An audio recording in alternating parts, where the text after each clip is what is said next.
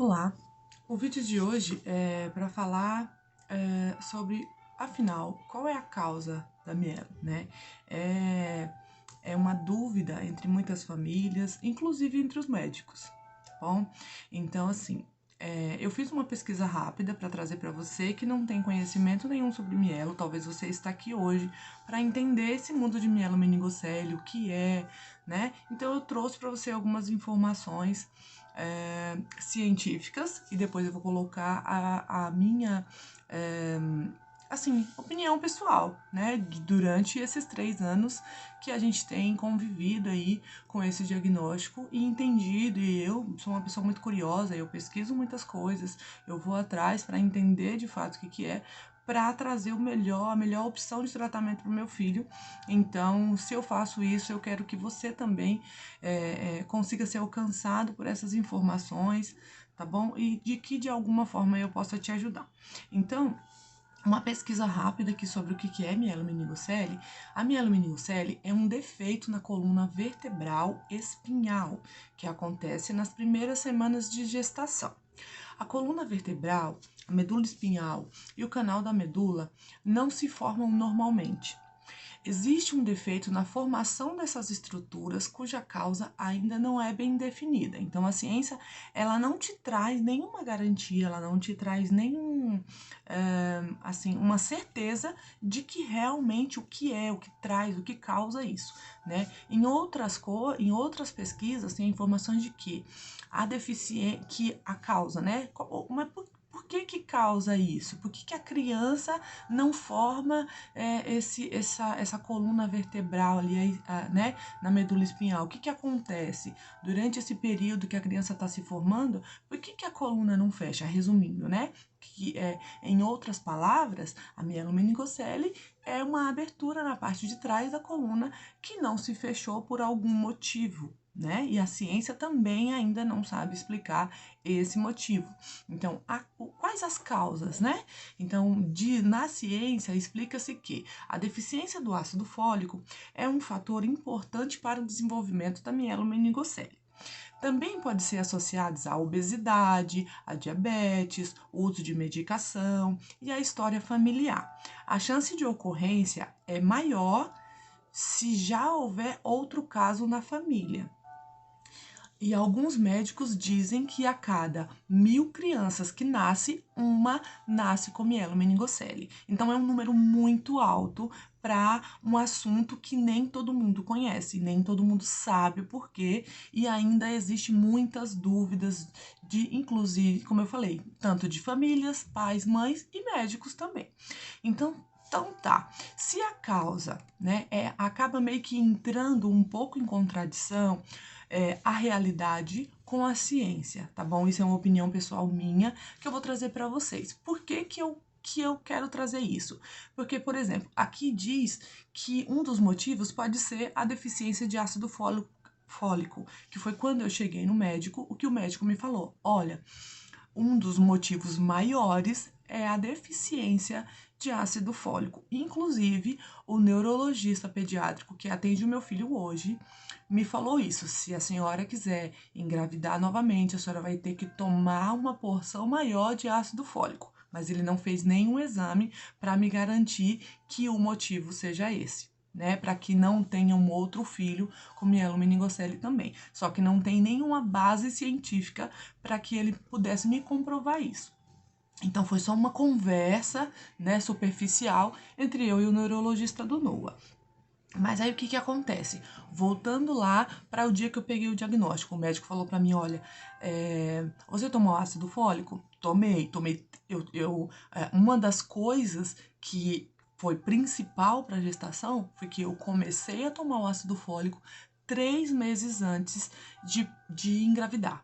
Né? Então, eu fiz todos os exames pré-gestacionais, procurei a minha ginecologista e obstetra, ela já me acompanhava há 6 anos, e aí ela passou para mim todos os exames que eu precisava fazer pré-gestacionais e não passou nenhum tipo de exame para ver o meu nível de ácido fólico no corpo. Então, o que ela falou? Compra esse ácido fólico e começa a tomar. E assim eu fiz, comecei a tomar um ácido fólico e dei continuidade. 3 meses depois, eu engravidei. E aí veio esse diagnóstico. Então, entende-se que não é o ácido fólico. E conversando com algumas mães, eu participo de alguns grupos no Facebook, grupos de WhatsApp, converso com mães que teve o mesmo diagnóstico e elas falam a mesma coisa. Eu tomei ácido fólico tantos meses antes e aconteceu.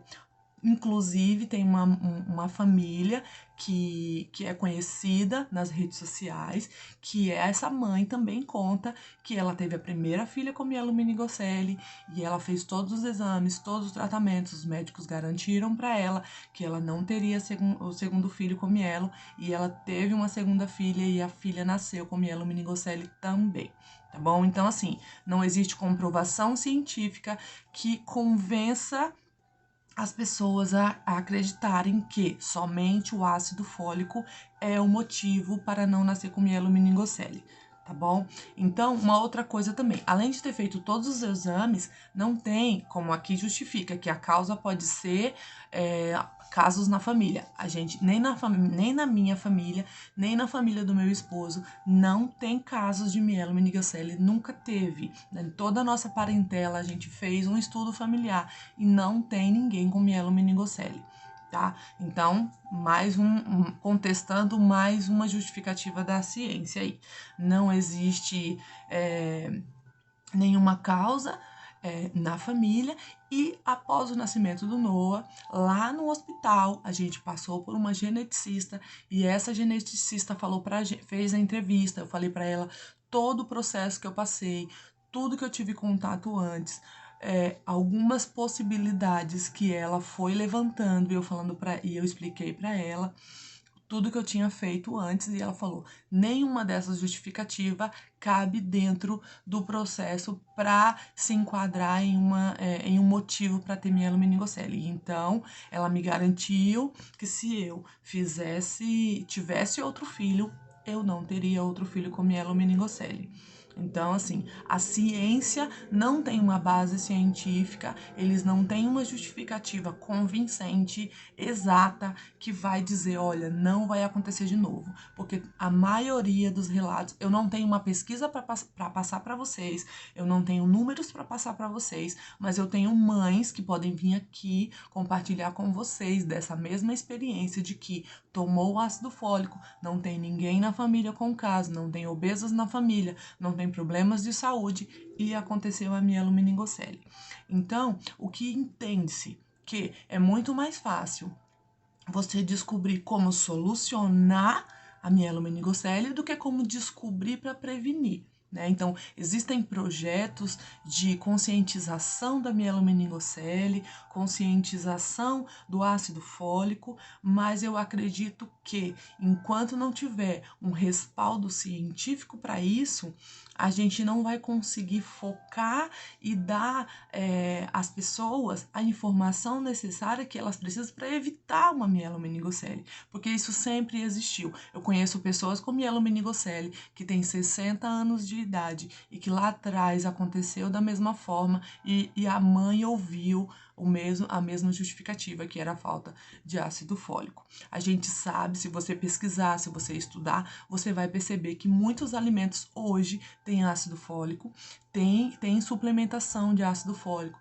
tem várias formas de você conseguir carregar o seu organismo de ácido fólico. Muitas pessoas fazem isso e mesmo assim, depois que engravida, tem a mielomeningocele. Então, eu entendo que o Noah, a nossa família, foi presenteada com o Noah, com a mielomeningocele, como um propósito de Deus. Isso que eu estou fazendo aqui agora com vocês é um propósito de alcançar a sua vida, de te ajudar de alguma forma, porque talvez você chegou aqui perdido sem saber o que é e como fazer para ajudar as pessoas que acabaram de receber o diagnóstico e agora você está tendo informação, coisas que muitas mães não teve, coisas que eu não tive.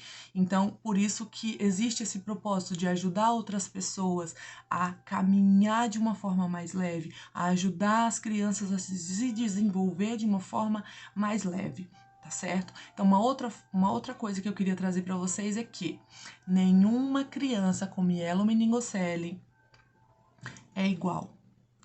O diagnóstico não faz o seu filho ser igual a todas as crianças que têm mielomeningocele.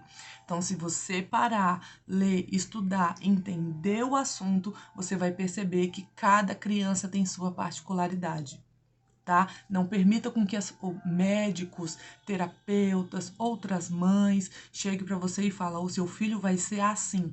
Não é assim. Existem tratamentos, existem formas de você ajudar o seu filho para que ele possa conseguir se desenvolver dentro da sociedade e ser um ser humano tão bom quanto muitos outros, tá bom? Então, não compare. Se eu posso te dar um conselho hoje, não compare o seu filho com nenhum outro filho que tenha o mesmo diagnóstico que ele.